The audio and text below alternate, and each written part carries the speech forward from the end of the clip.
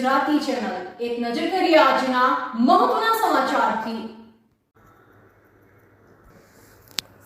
સુરતના ડિંડોલી વિસ્તારમાં 15 વર્ષીય સગીરા પર કંડક્ટરે ગુજાર્યો બળાત્કાર। અમારા મધ્ય ગુજરાતના અવાજ ન્યૂઝ સુરતના પ્રતિનિધિ સુનિલ ગાંજાવાલાને પ્રાપ્ત અહેવાલ મુજબ સુરતના ડિંડોલી વિસ્તારમાં 15 વર્ષીય સગીરા પર કંડક્ટરે બળાત્કાર ગુજાર્યો। બળાત્કાર ગુજાર્યા બાદ બીજા દિવસે તેના સાગરીતે 15 વર્ષની સગીરા સાથે અડપલા કર્યા। સુરેન્દ્ર પાટીલ અને દીપક પાંડેની સુરતની ડિંડોલી પોલીસે ધરપકડ કરી આગળની વધુ તપાસ હાથ ધરી છે। રિપોર્ટર સુનિલ ગાંજાવાલા, સુરત।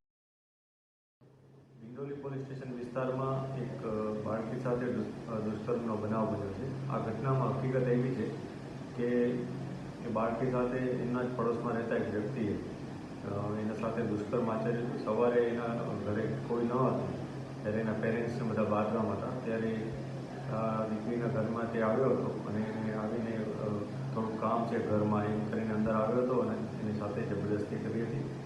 આ ઘટના બાદ એકદમ તે સહેમાઈ ગઈ હતી અને તેને આ હકીકત કોઈને કહે એ પહેલાં બીજે દિવસે સવારે એની જ પડોશમાં રહેતા અન્ય એક છોકરાએ પણ આ જ પ્રકારની એના સાથે હરકત કરી હતી, જેમાં એની સાથે શારીરિક હડપલા કર્યા હતા અને એની છેડતી કરી હતી। આ બનાવ અનુસંધાને પોલીસે તત્કાલ કાર્યવાહી કરતાં એફઆઈઆર નોંધી છે,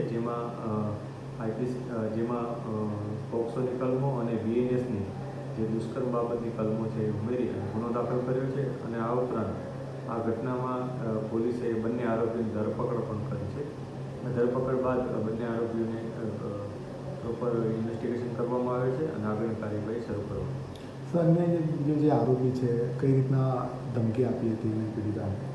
જે બીજો આરોપી છે એ એના પડોશમાં જ રહેતો વ્યક્તિ છે। એને આવીને આ દીકરીને ધમકી આપી હતી કે હું જે ગઈકાલે તારા સાથે જે બનાવ બન્યો છે એ બાબતે બધાને જાણ કરી દઈશ અને આવી રીતના તને બદનામ કરી દઈશ અને એ રીતના અને પછી મારી નાખવાની ધમકી એ પ્રકારની ધમકીઓ આપી હતી, જે અનુસંધાને પોલીસે કાર્યવાહી કરી છે। સર, કેટલા આરોપીની ધરપકડ કરી છે?